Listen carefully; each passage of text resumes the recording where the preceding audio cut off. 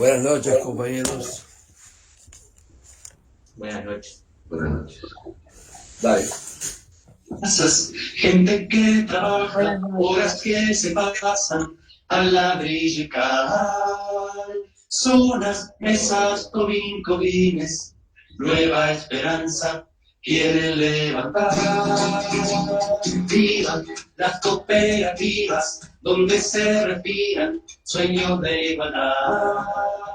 Donde hay mirada perdida, la siempre viva, la solidaridad. Tantos años de... Hoy nos acompaña el compañero Gustavo González, nacido el 5 de marzo del 56, estudiante de magisterio, militante estudiantil del Liceo 26, comienza sus actividades cooperativas en el año 75, integrándose a la cooperativa Covisac 1. Fue secretario y presidente de ella en varias oportunidades. Integra la Comisión de Fomento de FUCBAN en 1978, destacando su trabajo en el desarrollo social, guarderías y policlínicas.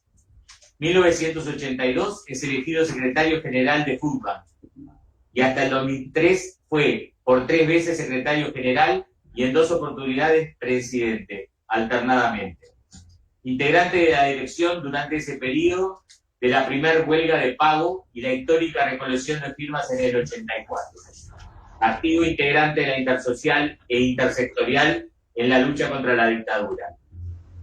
Dirigente de la Mesa de Gremios del Ministerio de Educación y Cultura, dirigente del Sindicato Postal, delegado general de los trabajadores afganes del gremio de la FOEB, fundador de la Secretaría Latinoamericana de Vivienda Popular, fundador de COSEAVIS, Coordinadora Centroamericana de Vivienda Solidaria.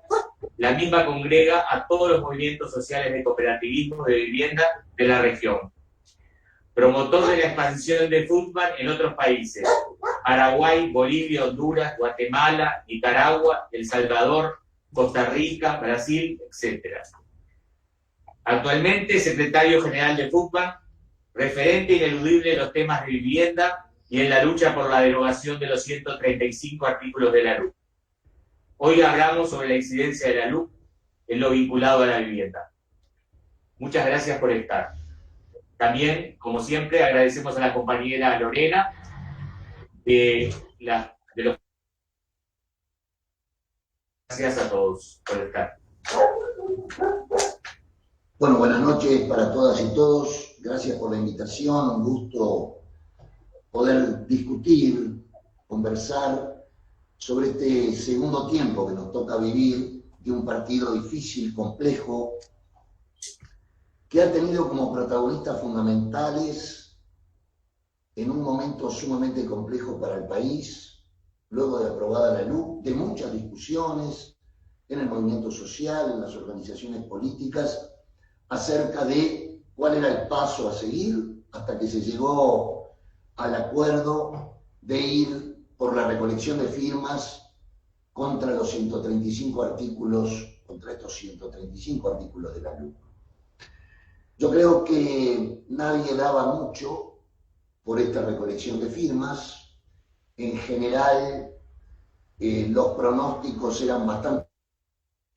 Y sin embargo, si bien existió organización, existieron finanzas como se pudo entre el Frente Amplio, el movimiento sindical, FUCBAN y otras organizaciones que se sumaron al tema, como la Intersocial Feminista. Bueno, lo real es que los grandes protagonistas fueron los militantes de a pie. Como decía Brecht, los imprescindibles, los de todo. En ese marco no solamente llegamos a la firma, sino que pasamos sobradamente el número que nos solicitaba. Con el bloqueo mediático impresionante, con los medios masivos de comunicación, sin hablar del tema, porque obviamente el oficialismo decidió no discutir. Tengo una apreciación bastante personal al respecto. Yo creo que apostaban a que no llegáramos. Sin embargo, otra vez, sacando las mejores reservas morales de nuestro pueblo, se llegó a las firmas y ahora comienza el segundo tiempo, que desde ya les voy a adelantar, estoy convencido que triunfaremos. Estoy convencido que triunfaremos sobre todo por cómo ha salido el oficialismo a defender la LUC. Y lo voy a marcar en la segunda parte de esta intervención. Voy a tratar de ser lo más claro posible frente al tema que nos llama hoy, que es cómo la LUC interviene en el tema de vivienda. Lo primero que hay que aclarar es que los uruguayos deben saber, y las uruguayas, que para el debate que se instala en el Parlamento, ni bien asume el nuevo gobierno de la coalición, el debate parlamentario se hace en el inicio de la pandemia. Entre gallos y medianoche sale una ley de urgente consideración de más de 500 artículos. A las organizaciones sociales el Parlamento Nacional nos dio 15 minutos para poder exponer qué opinábamos sobre 500 artículos. Ni que hubiéramos llevado a los superhombres y las supermujeres, uno puede en 15 minutos argumentar, tanto fuera a favor como en contra del articulado de la LUC. Esto fue una romería, entraba FUCBAN, salía a los 15 minutos, entraba la Intersocial Feminista, salía a los 15 minutos, Amigos de la Tierra y todas las organizaciones sociales que en parte de ese show hicieron, lo que marcaba que el oficialismo no tenía ningún interés, ni primero escuchar las consideraciones y mucho menos tratar de modificar algunos artículos. En lo que respecta a la ley, acá hay que tener mucho cuidado con lo siguiente.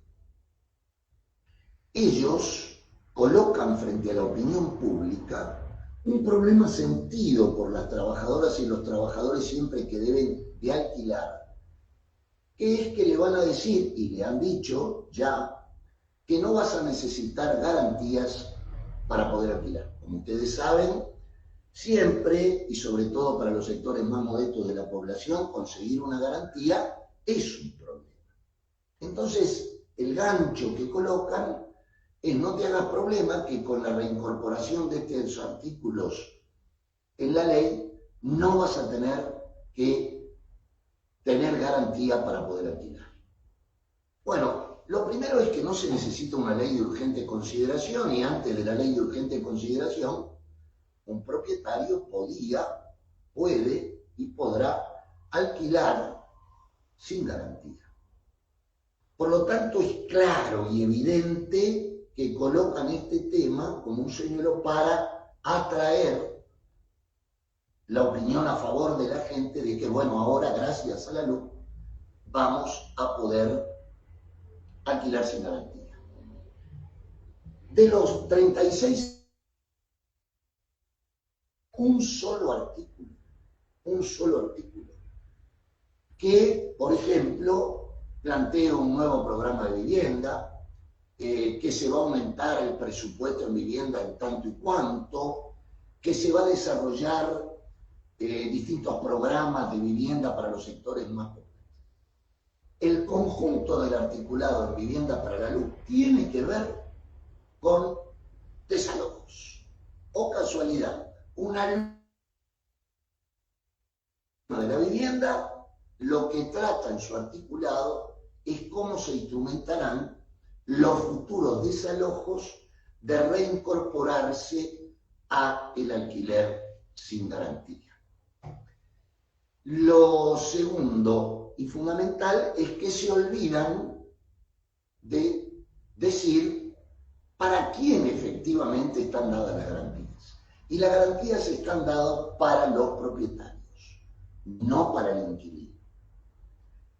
Fíjense que a partir de la LUC, si uno alquila sin garantía, a los 3 días, y todo esto está escrito en el articulado, a los 3 días de haberse atrasado en el pago, tema que le puede pasar a cualquiera, no solamente por situaciones externas, como puede ser una enfermedad, HOE o que lo mandaron al seguro de paro, sino que aún cobrando normalmente, ustedes saben que hay veces que tú cobras el 2 de cada mes, después cobras el 5, después cobras el 7. Si vos el contrato tiene una fecha, al tercer día se te declara moroso. Pero allí no se quedan, no se limitan solo a declararte moroso al tercer día que no haya pago, sino que además, en el propio articulado, integran que el recargo para ponerte al día va a ser del 60%. Quiere decir que si tú alquilaste, por ejemplo, una casa a 10.000 pesos, al cuarto día tenés que pagar 16. Esto que parece increíble está escrito en la propia luz. Es decir, te declaran moroso, preparan el ambiente para el desalojo al cuarto día. Si tú podés lograr pagar el 60% de recargo, bueno, entonces puede que te salves o no, porque la última palabra la va a tener el propietario. Y el desalojo, por supuesto mal pagador, se produce en 6 días. En 6 días está en la calle la familia. Esto me parece que es importante porque es la desestructuración total de la ley, del articulado de las leyes que favorecían al inquilino. Esto es lo primero, y nosotros lo hemos declarado el desalojo expreso. No se conoce en los anales jurídicos de desalojos una barbarie de estas características, que en 6 días puede ser desalojada. Pero la ley de urgente consideración no solamente arremete contra el supuesto, entre comillas, mal pagador, sino también va contra el buen pagador. Algo que uno diría imposible. Si soy buen pagador, ¿por qué me van a desalojar? ¿O por qué van a romper el contrato? Bueno, aquí está el fondo del problema. Toda la fundamentación y la exposición de motivos de la NUC tiene que ver con el decálogo emitido por el Consenso de Washington para Vivienda para el conjunto del continente latinoamericano. Toda la fundamentación es hacer, supuestamente, un mundo de propietarios, e inclusive en la fundamentación están planteando hacer propietarios a todos los asentamientos irregulares. Ese sería la panacea. Y lo otro que dicen con claridad es que el Estado debe desembarazarse del problema de la vivienda. El Estado. Y el mercado es quien lo tiene que regular. No solamente los ciclos, todo. El mercado se debe regular. ¿Qué tiene que ver con los buenos pagadores? Bueno, el secretario de una vivienda, el al compañero Carlos Pereira a 1.000 pesos por mes, pero viene Héctor Rivero y me dice que por esa vivienda Héctor puede pagar 14. No 10. Entonces yo, propietario, quiero más a Héctor que al otro compañero, porque me va a pagar 14. Bueno, en 30 días desalojo al buen pagador,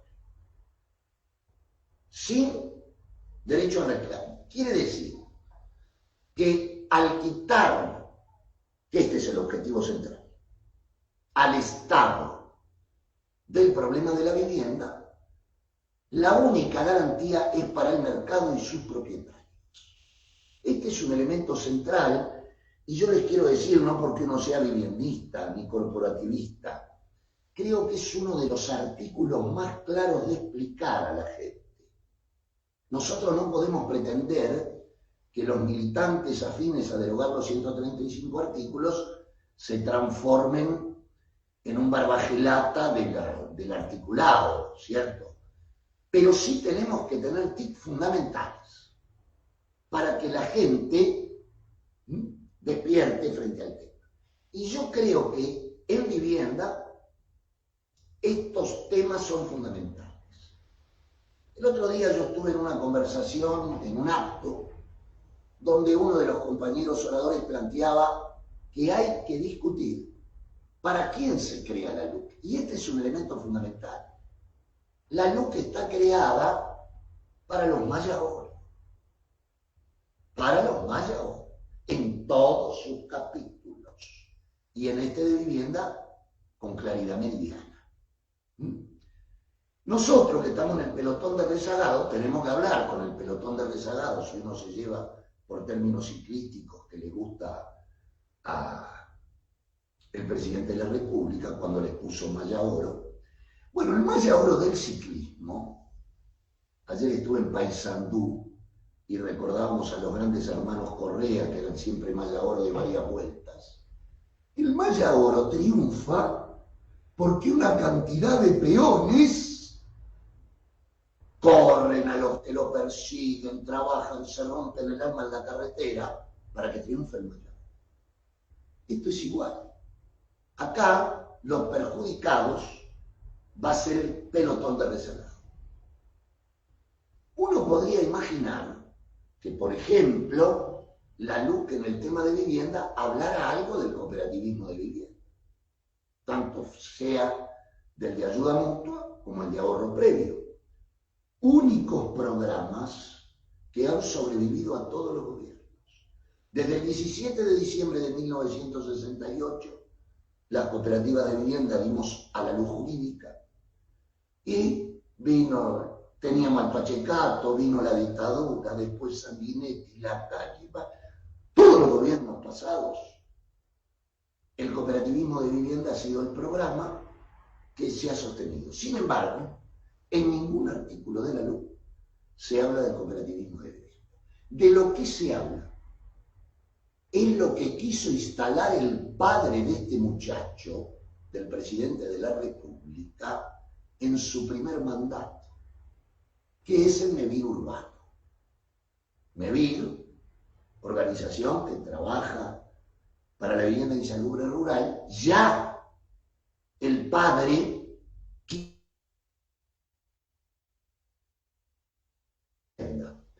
por una sencilla razón. El cooperativismo de vivienda, con sus aciertos y errores, uno tiene mal que bien, quiera o no quiera, discutir en las asambleas cuando empieza la obra, los presupuestos. Es un ejercicio democrático. En MEVIR no. En MEVIR lo que uno hace es trabajar en la ayuda mutua, punto. No discute el proyecto, no discute nada. Y está totalmente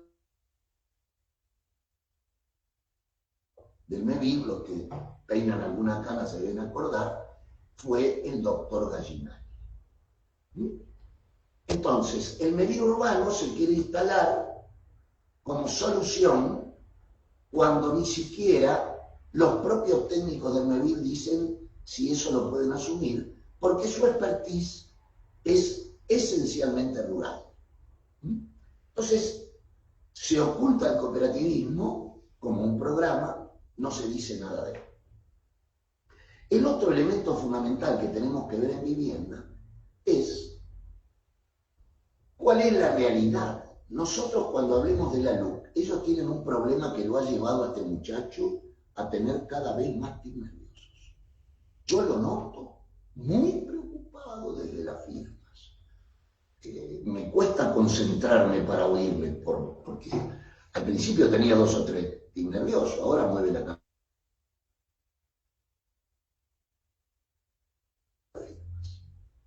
Entonces, el tema de la vivienda, también hay que discutir lo que está pasando con la vivienda hoy.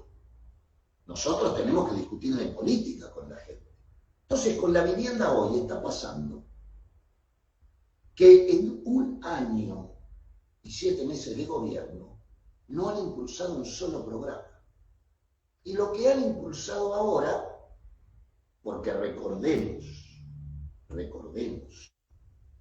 la bandera de la vivienda de la coalición y antes del Partido Nacional era asentamiento cero.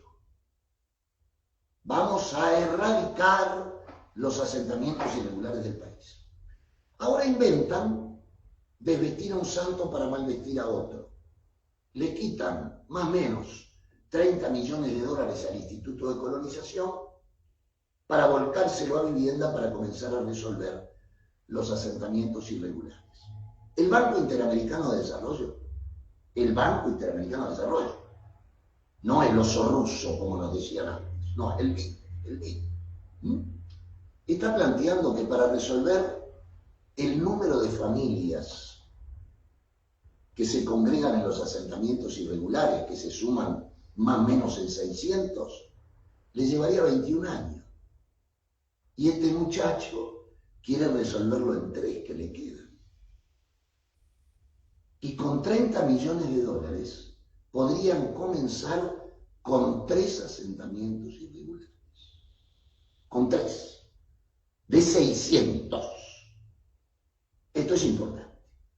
Lo segundo que hay que colocar, que entre la salud, la educación y la vivienda, el mayor recorte desde marzo del 2020 hasta ahora, a través de la ley de presupuesto, el primer recorte que le recortaron el 15% a todos los ministerios y la rendición de cuentas, lo más golpeado ha sido la vivienda. Hemos sido los que hemos tenido mayores recortes presupuestarios. Para que tengan una idea, nosotros teníamos 21 cooperativas que hace 1 año y medio ya tendrían que tener la fecha de escrituración. Y la última de estas 21, ahora que nos dieron fecha, va a firmar en diciembre de este año. Y lo otro que es fundamental, ni siquiera Manini está convencido de que este invento de quitarle a los colonos, al Instituto de Colonización para tierra para los colonos y dárselo a los asentamientos irregulares, ahora Manini, Botana y algún otro senador oficialista han dicho que no están de acuerdo con eso. Tampoco están de acuerdo con tocar a los mayaboros, no nos van a confundir con eso. Aparentemente habría un fondo, un préstamo del Fondo Monetario que permitiría, según Manini, pero ya hoy Alfi salió a decirlo que eso no va, que eso es para el COVID, se podría destinar para la vivienda. Entonces, en el marco de la vivienda, nosotros tenemos que golpear duramente sobre el problema de los inquilinos. Ha sido una forma de acceder a la vivienda por miles y miles de uruguayos a través de la historia. Y este formato que le van a dar va a imponer solo garantías para los propietarios. Pero la luz que es tan interesante que además, cuando te desalojen, no vas a poder quedarte en la calle.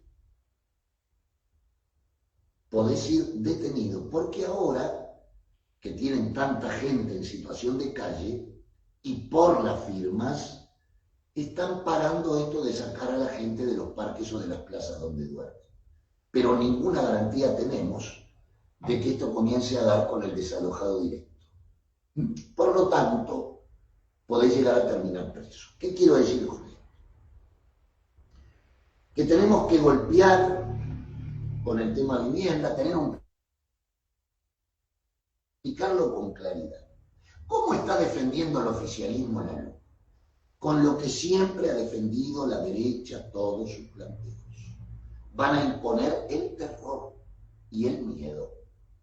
Fíjense que el rey del Puco,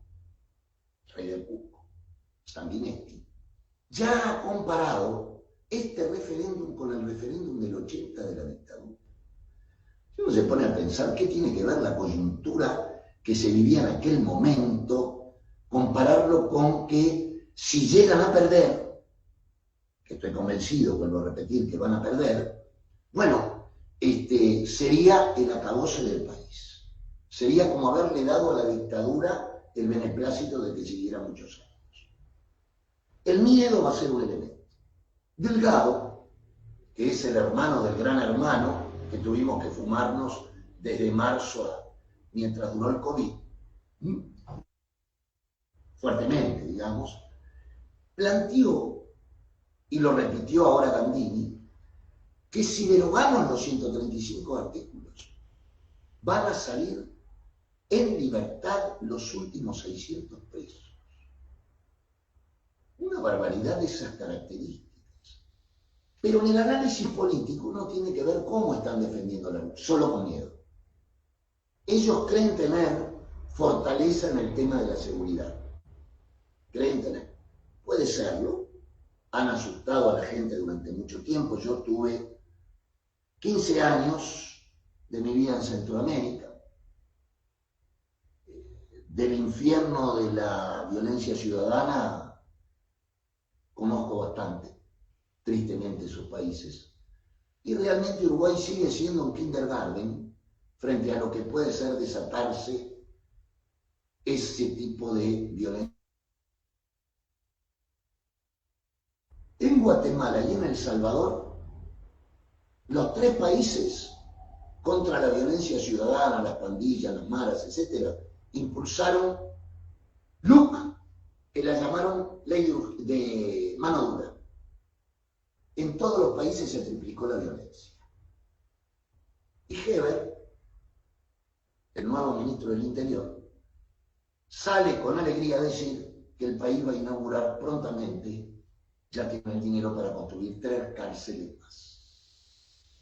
Uno debería alegrarse si inauguramos 3 escuelas más, no 3 cárceles más.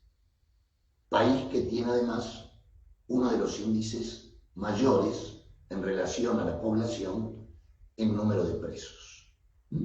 En condiciones, como ustedes saben, aparentemente el culpable de todos estos dramas era Bonomi, toda la culpa la tenía Bonomi, pero ahora resulta que también se escapan. Ahora resulta que fue torturado un preso, aislado, en plena cárcel. Nadie sabía que eso estaba sucediendo. Y bueno, habrán visto las tristes imágenes del cuerpo de ese hombre. Se escapa gente igual. Ellos han jugado con un elemento que hay que tener claro para terminar. La seguridad en todos los países del mundo aumentó con el COVID, por la sencilla razón de que no había movilidad, que no. Entonces, en ese marco es que se pudo descender. Vamos a ver ahora, sin COVID, si pueden detener el tema. Pero este es el eje central que tienen ellos para defender la luz. No han defendido nada más que con terror y van a seguir en esto. Para terminar, y que abramos preguntas y dudas que tengan los compañeros. Miren, no vamos a tener a los medios masivos de comunicación de nuestro lado. No los vamos a tener, lamentablemente.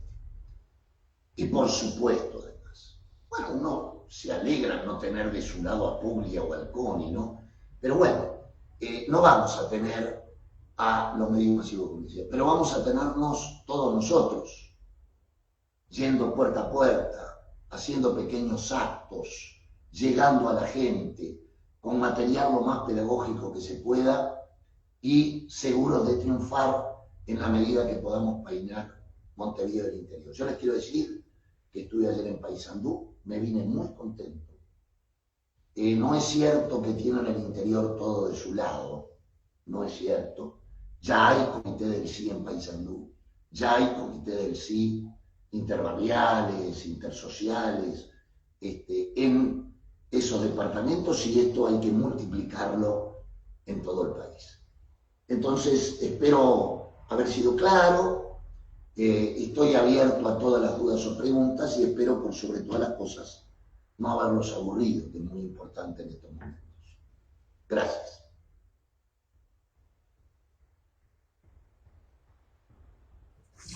Bueno, muchas gracias al compañero. ¿Alguna pregunta? Digo, la verdad que fue muy claro, ¿no? Pero ¿alguna pregunta? Susi.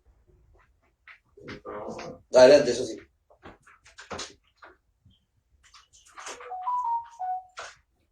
No podía desactivar. Hola. Sí. Una cosa que no me quedó clara es sobre los desalojos. El buen pagador lo pueden sacar, vamos a decir, cuando termina el contrato. Ahora no. Es decir, esos en los casos, es decir, si yo firmo un contrato de 2 años, sí, puede venir y decirme, pagame 14.000 en el ejemplo que diste, sí. ¿echarme? Porque el propietario, al no exigirte garantía, quedas librado a la voluntad del propietario seguro. ¿Me entiendes? Sí. Esto es lo grave. Entonces, Para los alquileres que no tienen garantía. exactamente. Perfecto. Pero te puede hacer eso Exactamente. en cualquier momento.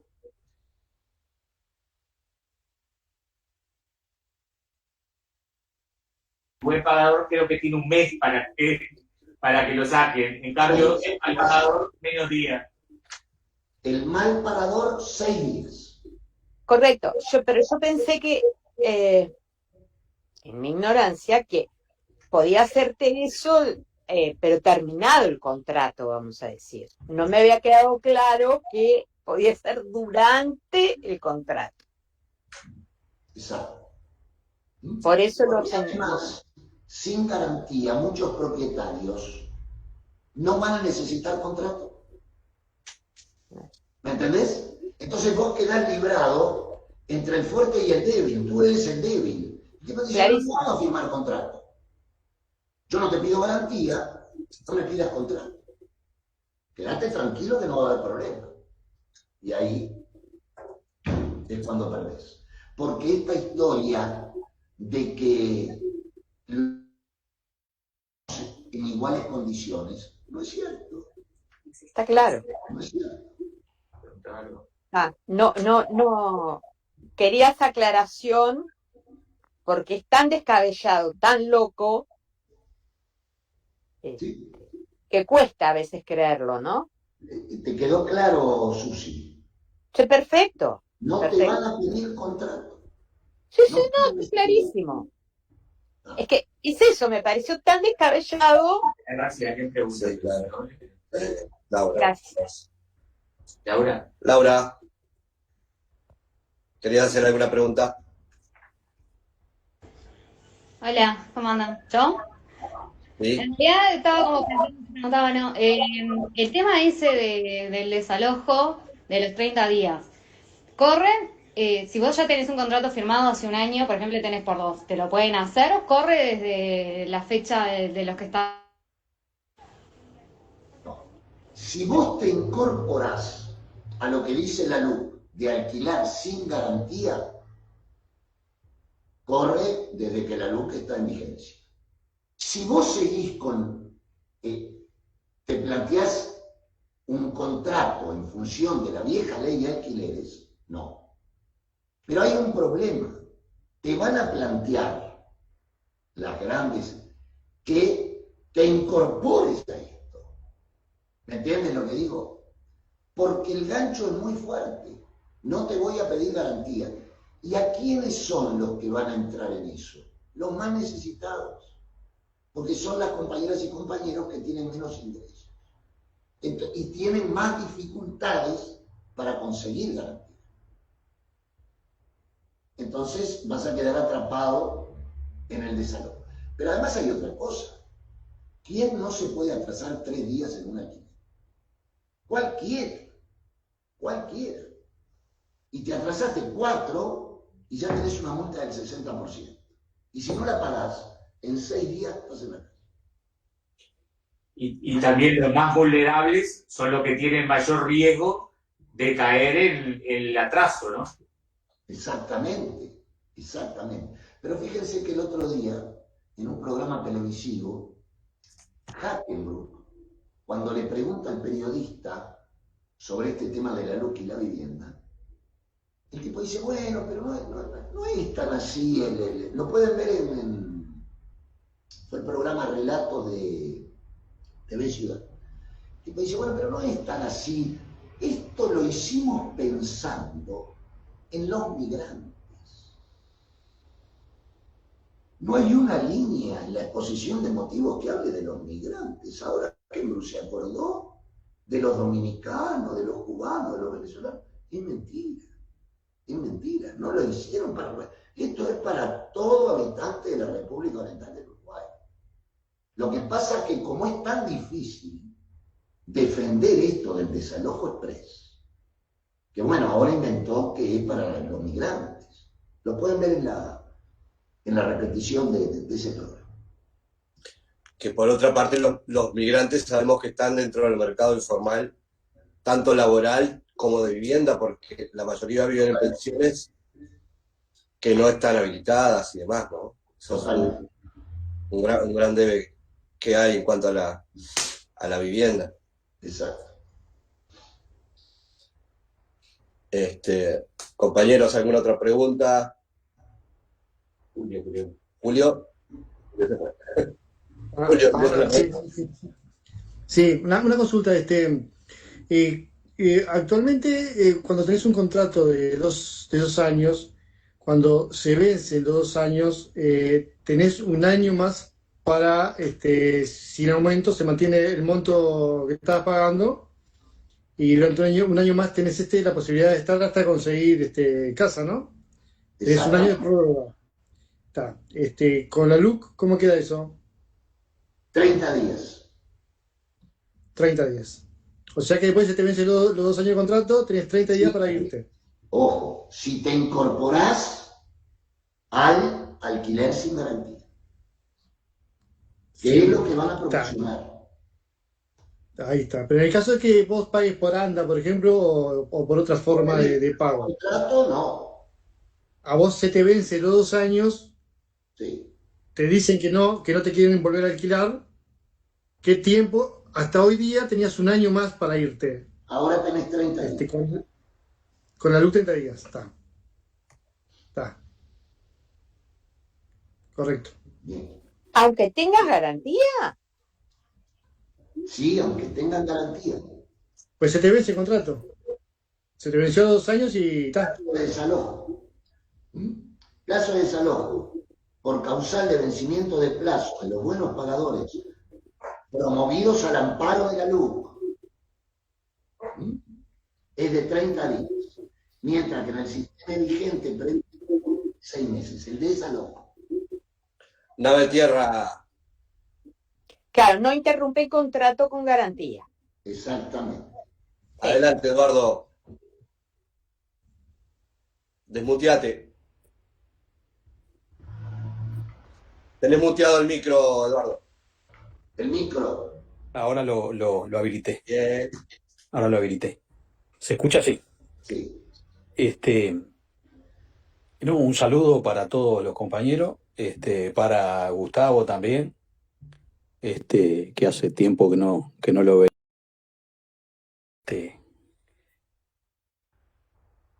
Bastante tiempo, sí, aunque cuando volvió Lo vimos. Sí. de Centroamérica lo vi ahí cuando presentó el libro ahí en la Che Guevara, creo que era la cooperativa ahí abajo en Mar del Norte. Si no me equivoco, ahí estuve con Susana.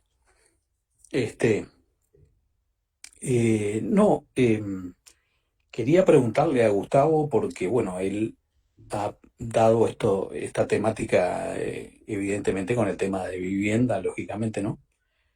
Que es la especialidad de la FUBAN, y con lo que él ha trabajado mucho tiempo. Pero yo le quería preguntar, porque yo lo conozco, que es una persona muy informada y pensante, vamos a decir así, si él nos puede decir algo de repente de alguno otro de esos 135 artículos que queremos derogar o anular, que a él le llame la atención o él le preocupe, y de repente que sea medio anónimo, que no se le está dando la difusión necesaria, vamos a decir así, como que él encuentra que ahí tenemos un flanco que no estamos atacando bien o atacando quizá, de repente que él nos pudiera hablar de algún tema que él conozca o que no tenga nada que ver con la vivienda, vamos a decir así, ¿no? Bueno. Y está, porque otra cosa quería hablar, bueno, uno a veces cuando defendía el voto en la calle, ¿no? En varias elecciones para atrás, le decíamos a la gente, digo, pero pues la gente te habla de los asentamientos, todo eso, no sé, de tiempos inmemoriales. Pero uno peleando los votos en una feria, donde sea, le dice a la gente, sí, el problema que se hablaba en aquel momento, no sé, se hablaba creo que de 200.000 personas, creo que eran 300.000, sí, 300.000 personas, creo que eran viviendo precarias, vamos a decir así, ¿no? En asentamiento. Yo le decía a la digo, pero a 6 personas vivienda, estamos hablando de 50.000 viviendas.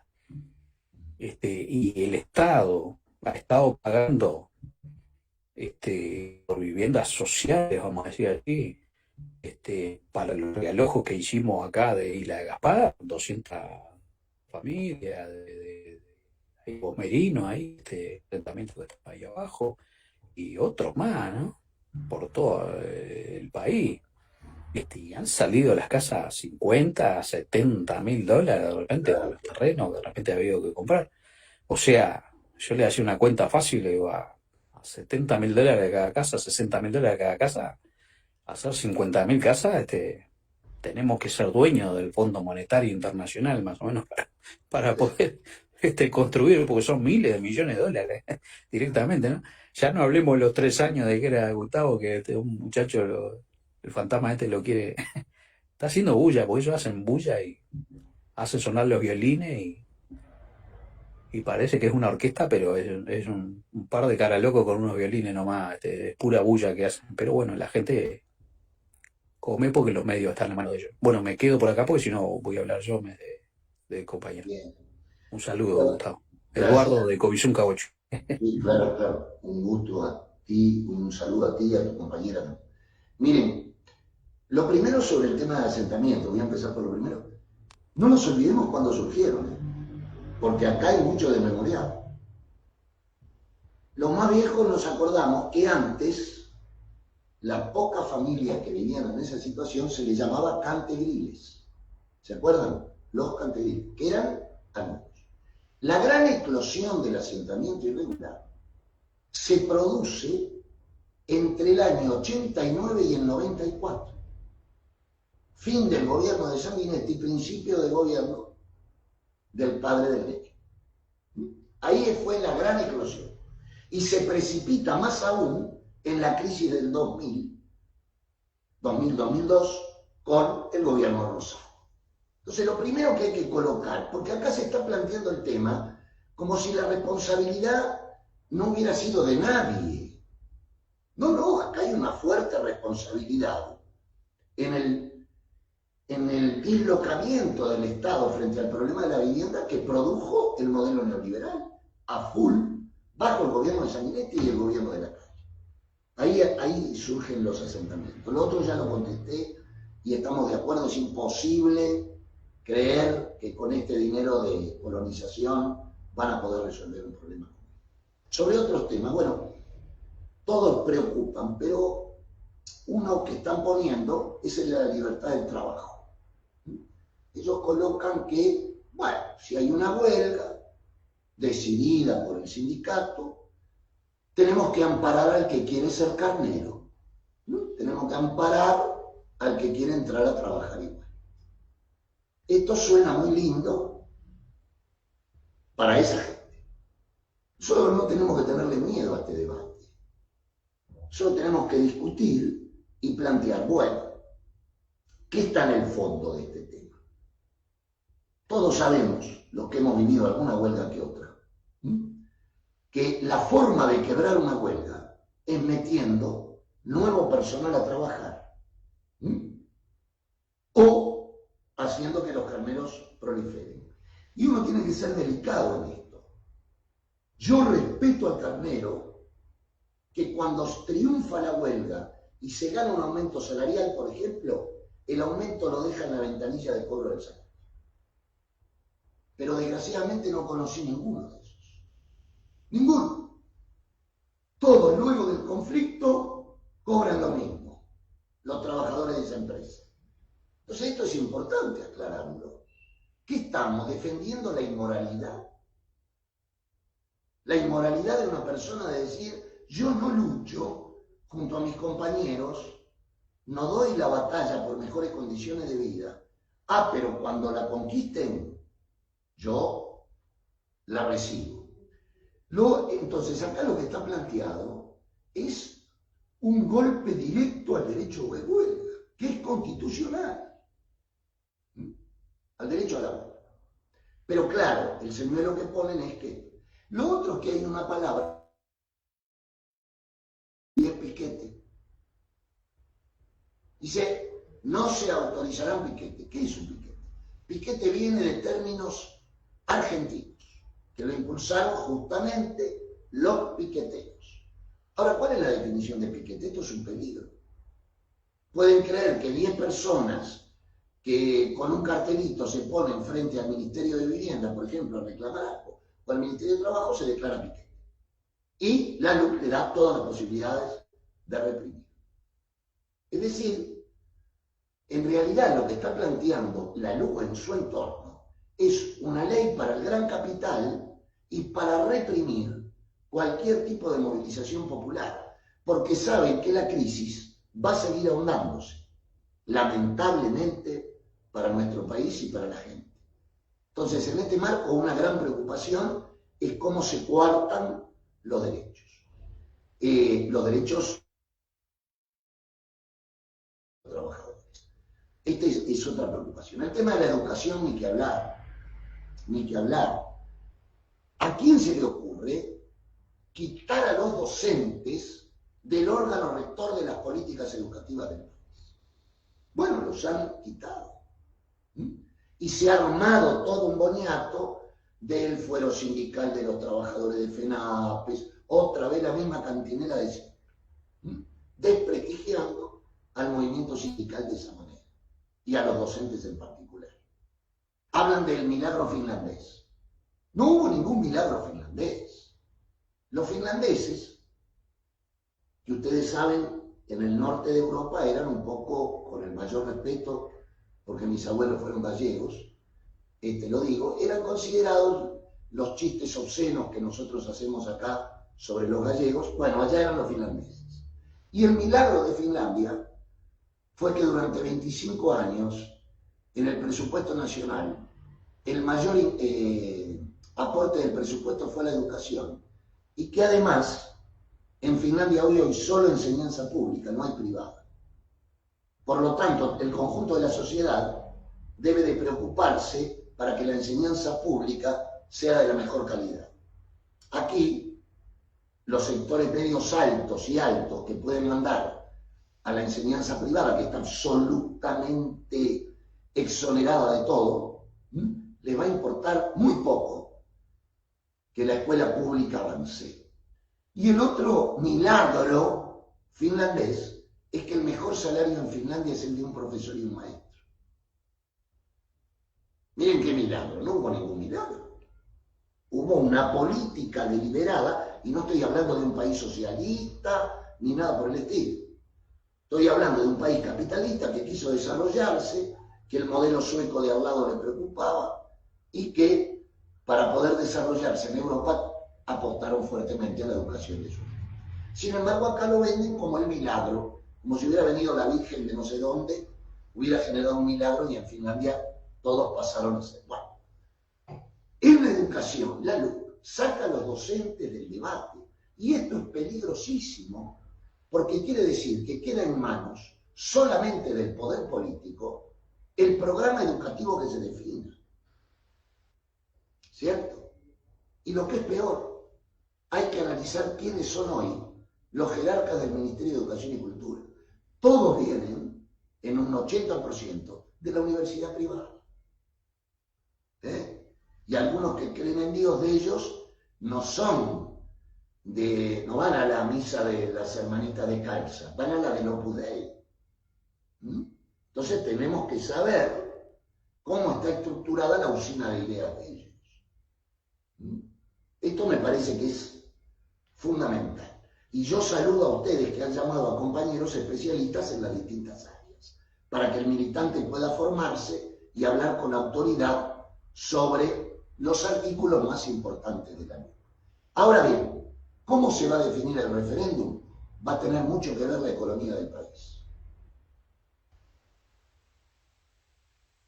El tema del aumento de combustibles pesó en la recolección de firmas en los últimos días, obviamente. Y lamentablemente la economía va a ir en detrimento de las trabajadoras y los trabajadores, que lo vamos todos a sufrir, pero que obviamente va a generar un clima que para que tengan un dato de último momento, está discutiendo el oficialismo cuánto antes hacer el referéndum. Si lo pudieran hacer en enero, lo hacen en enero. ¿Por qué? Porque ven que el tema no es fácil. Y muestra de ello es que la reforma jubilatoria que va a terminar, que las trabajadoras y los trabajadores que quieran jubilarse hagan algún acuerdo con Martinelli, con alguna mortuoria, para llevarse el cajón y ahí darle los papeles al BPS antes de tirarse a la tumba. Con alargamiento de plazo para las jubilaciones, con un nuevo mecanismo que ha denunciado el Sindicato de Trabajadores de la Seguridad Social y el delegado de los trabajadores en el BPS para el ajuste de los jubilados también. Bueno, las firmas ya han frenado y ahora dicen, bueno, la reforma jubilatoria va para después del referéndum. Esto hay que tenerlo en cuenta en el marco de una acumulación de fuerzas y nadie puede negar que las firmas han levantado el ánimo de nuestra gente. Los comités, ustedes saben que después del golpe electoral que tuvo el Frente Amplio, tenían mucha dificultad para reagruparse, ustedes lo han vivido, y hoy en día uno ve con satisfacción que se vuelve al actito de barrio, con el banco que lleva el vecino, con la silla que lleva la vecina, con las tortas fritas, las banderas y el acto. Si hay micrófono bien y si no hay micrófono igual se habla. Entonces, en ese marco creo que vamos por el buen camino. Tenemos que estudiar un poco más, tenemos que hacer los planteos lo más pedagógicos posibles, pero discutamos de política, no tengamos miedo, se está reinstalando el modelo neoliberal y para muestra basta un botón, ya el cemento Portland lo van a privatizar y la barbarie que han hecho con el puerto de Montevideo, que le hemos regalado con una concesión de años y años a una empresa privada, y eso lo va a sufrir doña María y don Ramón cuando vaya a la compra, porque todo artículo que nosotros importemos va a tener un costo mayor, porque no conozco ningún empresario que quiera el puerto para hacer obra social. No, quiere el puerto para... Y eso se lo va a cargar a todo lo que venga.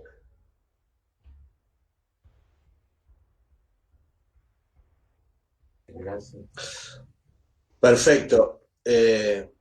Compañero, ha sido más que claro. Digo, si ningún compañero tiene alguna otra pregunta, liberamos al compañero por este momento, porque como dijo Eduardo, abarca una gran cantidad de temas, ya lo sabíamos, y no va a ser, no sé si es la primera vez, no va a ser la última. Así que, compañero, muchas gracias y bueno, y hasta la próxima. La próxima charla la vamos a tener con el compañero Cagliani de la educación, que es el próximo lunes, y bueno, nada, por acá agradecer a SUIELSU, el Sindicato Único de Lengua, de Intérpretes Español de Lengua de Señas Uruguay. Muy bien. Bueno, creo que la compañera Lorena Barrio, se habilita su micrófono, puede decirlo mucho mejor que yo. Está perfecto, sí. Sindicato Único de Intérpretes Español y Lengua de Señas Uruguay. Muy bien. Gracias por la oportunidad. Gracias a ustedes por el trabajo. Cuando lo deseen, puede ser antes del triunfo o después nos abrazamos en esa misma noche del referéndum cuando triunfemos. ¿Está bien? Bueno. Nos seguimos viendo. Perfecto. Gracias a todos. Buenas Bueno, noches, gracias. pueden seguirlo por Facebook, que se transmitió en directo y queda colgado así en la página y en YouTube también. Chao, chao, chao, chao. Gracias.